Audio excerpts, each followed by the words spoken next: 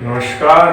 आज Vikram Jha YouTube channel के योगा कार्यक्रम के सेशन में एक बहुत दिनों के बाद आपसे मिलने का मौका मिल रहा है और आज संडे है और मार्च का डेट 11 है और हमारा समय इस तरह से बीतता जा रहा है। इन बीतते हुए समय में हम भी कहीं न कहीं अपने समय को या तो गंवा रहे हैं या उसका सदुपयोग कर रहे हैं। समय के सदुपयोग के लिए हमें थोड़े से सजग होना बहुत ही आवश्यक है, क्योंकि कहते हैं कि समय बीत जाने पर हम उसको वापस नहीं ला सकते और जब वो वापस नहीं ला सकते तो ये तो चलिए सत्य बात है, हमें मालूम है।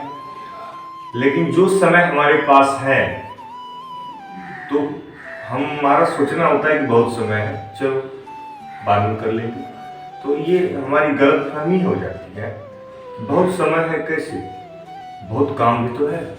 बहुत समय है, बहुत काम है, तो ठीक है, बहुत समय है मान लिया जाए, बहुत काम है तो उस हिसाब से वो छोटे छोटे हिस्सों में बांट दीजिए ना। कुछ काम अभी कर लीजिए, अभी से शुरू करिए। अभी से हमारा जब काम शुरू होगा तो आने वाले समय के हर हिस्से का हम सदुपयोग कर पाएंगे। हमें इतना पता होगा कि अगर हमारे पास बहुत समय है तो हमारे पास बहुत सारा काम भी है और बहुत सारा काम आप एक छोटी सी चीज़ों को भी आप करेंगे तो उसमें आप अपने पूरे मन से करेंगे तो आप देखेंगे, पाएंगे कि आपको उसमें कम समय लगेगा, यानी आपकी क्षमताएं बढ़ेगी।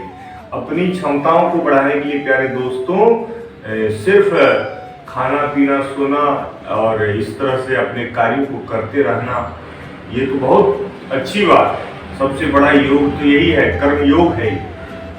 लेकिन हमारे शरीर और मन में जो बैलेंस होना बहुत जरूरी है। आप और हम अनुभव करते हैं अपने दैनिक जीवन में कि अपने कार्यों में हम तब तन्मय होकर के लीन हो पाते हैं जब हम अपने अंतस्थ होते हैं या हमारे अंदर से हम मस्त, तो हम जिस भी काम में हाथ डालते हैं तो उसको मस्ती से कर देते हैं तो निश्चित रूप से वह कार्य पूरा होता है और अच्छे से होता है और लोग उसे पसंद करते हैं और आप भी खुश रहते हैं क्योंकि आपने उसे अच्छे से किया। लेकिन इसका उल्टा, अगर आपका मन भटकता रहे, आपका मन आपके तन से अलग हो और समझ लीजिए कि तन और मन का मेल ना हो, तो कोई भी कार्य में अगर आपका तन है तो मन नहीं है, मन है तो तन जवाब दे रहा है, तन का मतलब शरीर जवाब दे रहा है। प्यारे दोस्तों, मेरे स्टूडेंट्स और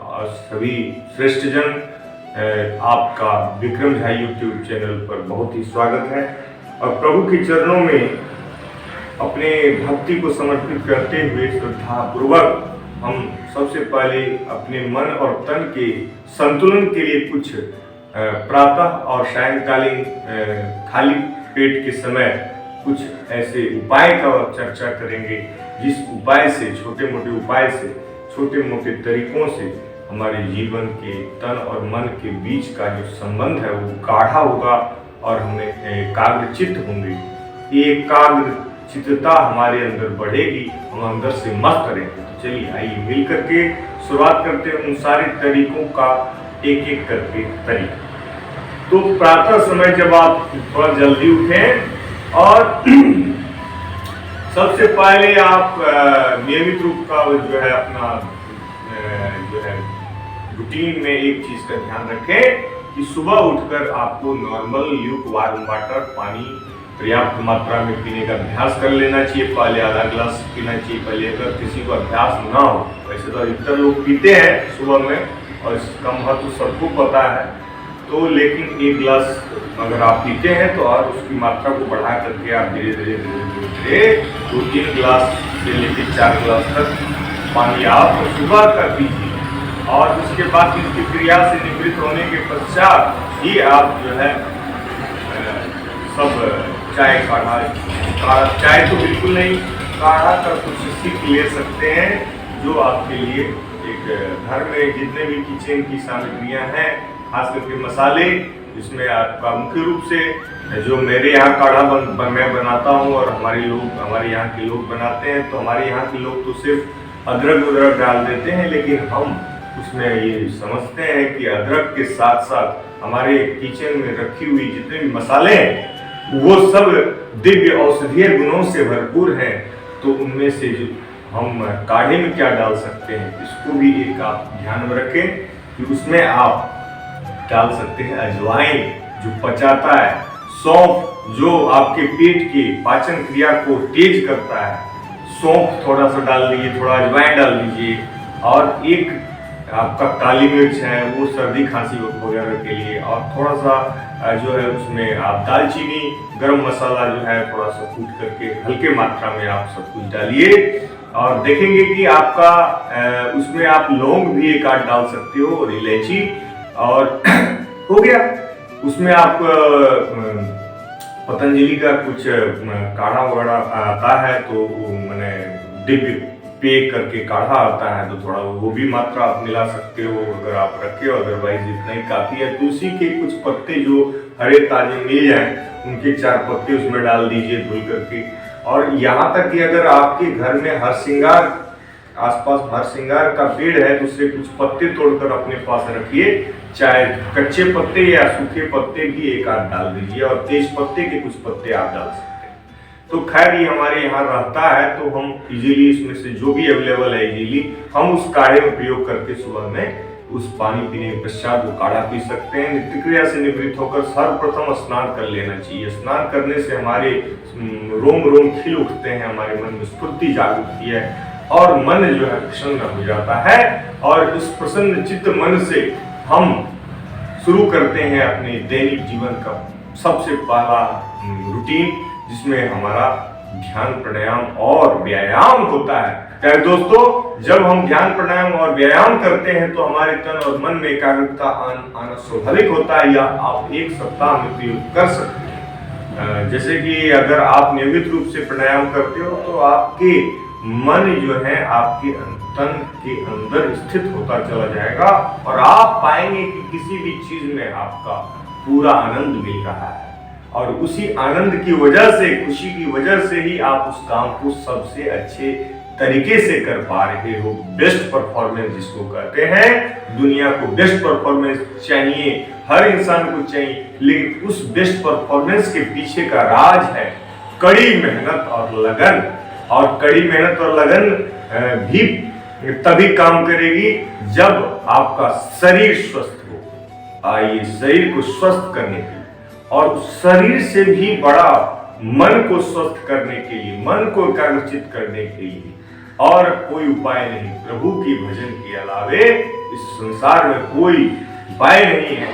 तो प्रभु के भजन के लिए एक प्राणायाम के माध्यम से हम प्रभु के समीप पहुंचने का सबसे अच्छा रास्ता है प्राणायाम। आइए दोनों आंखों को बंद करते हुए, दोनों हाथ की हथेलियों की उंगलियों को ध्यान मुद्रा में लगाते हुए पहली 2 उंगली को आपस में चिपका दीजिए, शेष 3 उंगलियां आपस में चिपकी रहेंगी, और इनको आप बायां पैर नीचे और दायां पैर उसके ऊपर। सिद्धासन सबसे आसान आसन है, या कोई भी सिद्धासन में भी ना बैठ पाए, वैसे तो एक पद्मासन होता है, दायां पैर ऊपर और बायां पैर उसके ऊपर। तो दायां और बायां का खेल है। आप दायां पैर पहले बाएं पैर के ऊपर रख दीजिए, बायां पैर दायां पैर के ऊपर रख दीजिए, तो ये आपका हो गया वो पद्मासन। पद्मासन थोड़ा कठिन होता है सबके लिए, तो हम लोग सिद्धासन की चर्चा करते हैं। सिद्धासन में आप क्या करोगे, सिद्धासन बायां पैर नीचे, दायां पैर उसके ऊपर रखो, और हो गया ना, पहली 2 उंगली अंगूठा और तर्जनी, इंडेक्स फिंगर और थंब को आपस में चिपका के शेष 3 उंगलियों को आपस में चिपकाए रहो। ये हो गया ध्यान मुद्रा, और ये हो गया पद्मासन, सिद्धासन। सिद्धासन में बैठ करके ध्यान मुद्रा लगा करके पीठ और गर्दन सीधी रख करके आप करो न ध्यान। आप ओंकार ही कर लो, मात्र ओंकार करने मात्र से जो है हमारा तन मन पुलकित हो जाएगा और आध्यात्मिक हो जाएगा, और हमारे अंदर की शक्ति हमें ही भास होता रहेगा, और अंदर की शक्ति जागृत होगी, वह परिष्कृत होगी, उसका हमें ज्ञान होगा कि हमारे अंदर कितनी विशाल शक्तियां भरी हुई है।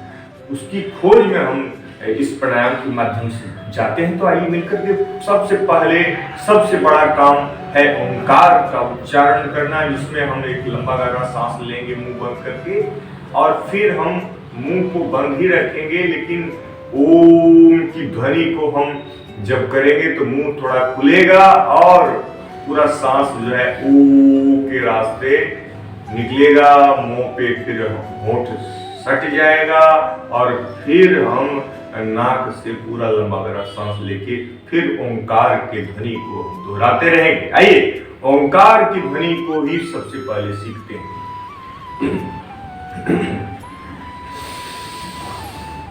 ओ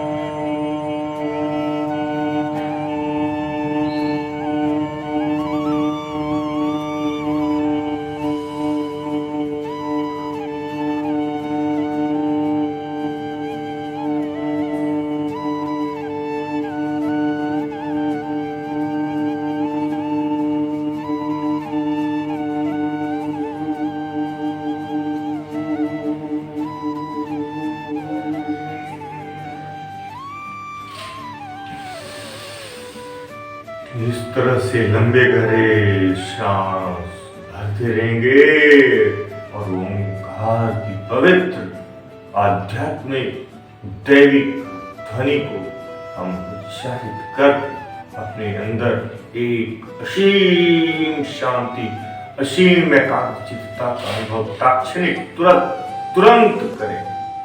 मन आध्यात्मिकता से भरे, मन में सद्गुण आएंगे, सद्विचार आएंगे। तो ये है ओंकार के मंत्र का प्रभाव, असीमित है, शब्दों में बयान नहीं किया जा सकता, इसको अनुभव किया जा सकता है। प्यारे दोस्तों, ईश्वर की भक्ति चाहिए तो आप ओंकार में लीन हो। ओंकार की ध्वनि सर्वव्यापक है, यूनिवर्सल है, यूनिवर्सल ट्रूथ। और इस ओंकार की ध्वनि की पवित्र सिंबल को दोनों लोगों के बीच में ध्यान केंद्र होता है हमारा, वहां पर स्थित होता हुआ आप महसूस करेंगे। जब दोनों आंखें बंद होगी, मन सहज और शांत हो जाएगा, ओंकार की ध्वनि में हम खो जाएंगे और इस तरह से हमारा अस्तित्व जागृत हो जाएगा, हमारा मन एकाग्रचित और शक्ति से भर जाएगा। तो प्यारे दोस्तों, ये हमारा फर्स्ट वीडियो जो यहाँ पर हमने आपके साथ साझा किया। तो ये रहा प्राणायाम का पहला स्टेप, जिसमें हमने कुछ जनरल बातें की और हमने सबसे पहला प्राणायाम है ओंकार की ध्वनि, और उससे हमने प्राणायाम शुरुआत करनी है। अगले वीडियो में आपसे हम चर्चा करेंगे किस तरह से मंत्र इत्यादि के जाप के बाद जो है हम अगले और प्राणायाम को करते हैं। तब तक के लिए साधुवाद, नमस्ते, फिर मिले, धन्यवाद।